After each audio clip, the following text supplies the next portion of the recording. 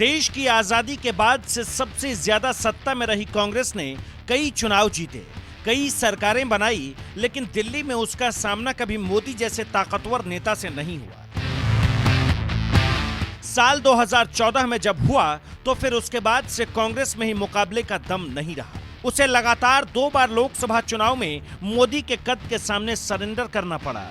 वो कहते हैं ना, नेता तो आते जाते रहते हैं, लेकिन दिल्ली की कुर्सी वही रहती है जिस पर बैठने के लिए हर कोई हाथ पैर मारता है। और इस बार ये काम कर रही हैं ममता बनर्जी।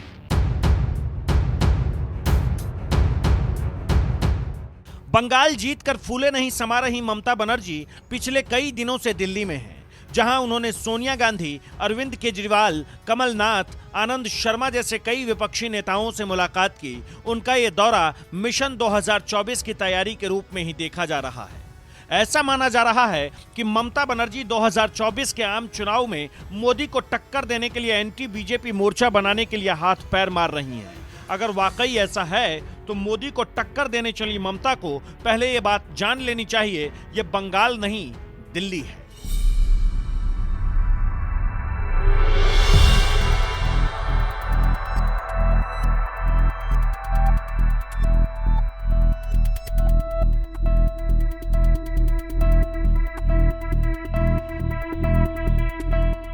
नरेंद्र मोदी सियासत का ये वो नाम है जिसके रास्ते में चुनौतियां तो बहुत आई, लेकिन वो हर चुनौतियों को चुटकियों में निपटा कर आगे बढ़ते गए। अगर ऐसा नहीं होता तो पहले गुजरात मुख्यमंत्री और फिर देश के लगातार 2 बार प्रधानमंत्री नहीं बनते। विरोधियों ने जब जब नरेंद्र मोदी का रास्ता रोकने की कोशिश की, उन्हें हर बार मुंह की खानी पड़ी। हर बार मोदी और मजबूत होकर आगे बढ़ते गए और आज देश की सियासत में मोदी ने अपनी जड़ें इतनी गहरे तरीके से जमा ली है कि उसे हिलाने में देश की सबसे पुरानी पार्टी कांग्रेस के भी पसीने छूट गए। फिर बंगाल में बीजेपी को मात देकर जश्न मना रही कांग्रेस की ही कोख से निकली तृणमूल कांग्रेस पार्टी की अध्यक्ष ममता बनर्जी भला क्या मुकाबला कर पाएंगी, क्योंकि जब जब मोदी के खिलाफ कोई खड़ा हुआ है उसे मुंह की खानी पड़ी है। यकीन नहीं तो ये रिपोर्ट देख लीजिए।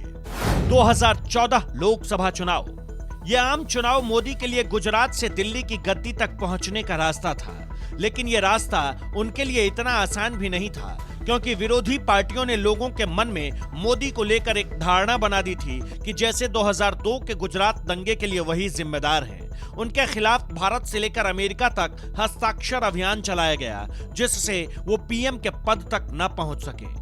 इतना ही नहीं, कांग्रेस के नेतृत्व वाले गठबंधन यूपीए से तो मोदी का मुकाबला था ही।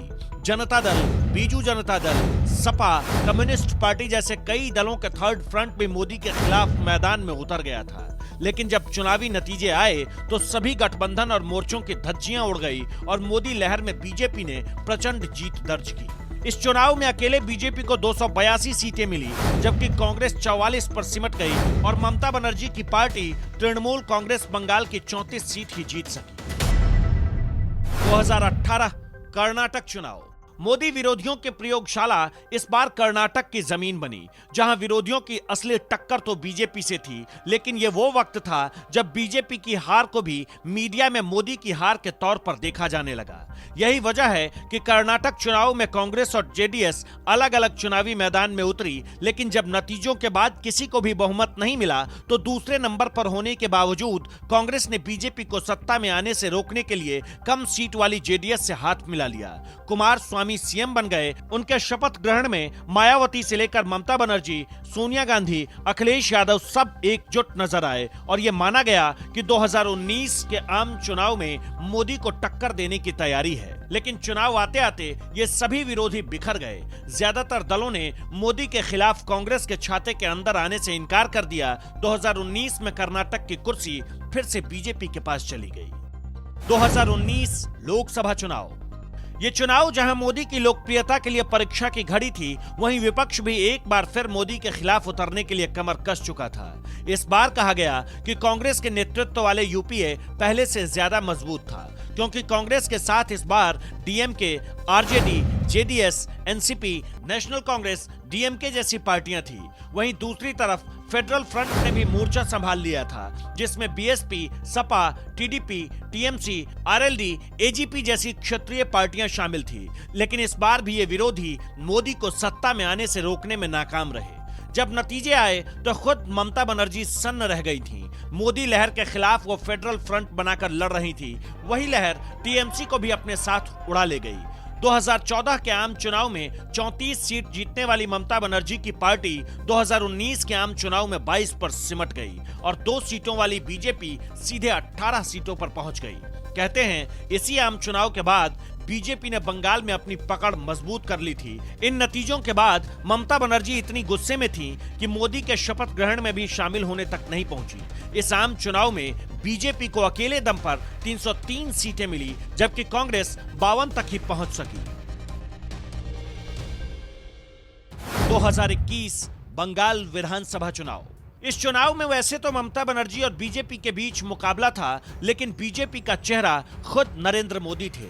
यही वजह है कि असली टक्कर मोदी वर्सेस ममता के बीच थी। लेकिन जब चुनावी नतीजे आए तो बीजेपी को एक बार फिर सत्ता से बाहर रहना पड़ा। लेकिन इस हार में भी बीजेपी की बड़ी जीत थी और ये बात खुद ममता बनर्जी भी अच्छी तरह से जानती होंगी, क्योंकि ये पीएम मोदी के चुनाव प्रचार का ही दम था कि बंगाल में पहली बार बीजेपी 3 सीटों से सीधे 77 सीटों पर पहुंच गई।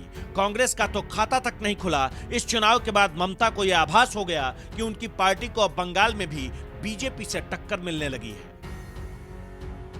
मोदी ब्रांड को चुनौती देना आसान नहीं। ये तमाम चुनावी नतीजे और बनते बिगड़ते गठबंधन बता रहे हैं कि दिल्ली में मोदी ब्रांड को टक्कर देना ममता बनर्जी के बस की बात नहीं लग रही है। जब वो खुद 2019 के बाद से ही अपने गढ़ बंगाल में बीजेपी के बढ़ते कद को नहीं रोक पा रही हैं, तो भला दिल्ली में मोदी को सत्ता से कैसे हटा पाएंगी।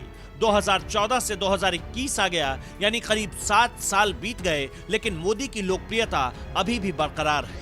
इसी साल जनवरी में आए इंडिया टुडे कार्वी इनसाइट के सर्वे में जहां 38% लोगों ने मोदी को फिर से प्रधानमंत्री के तौर पर देखना चाहा, तो वहीं महज 7% लोग राहुल गांधी के पक्ष में नजर आए। यानी जब राहुल मोदी के मुकाबले में कहीं नहीं ठहरते, तो इस मोदी नाम के बरगद को अकेले ममता क्या हिला पाएंगी? अपनी राय हमें कमेंट कर जरूर बताएं।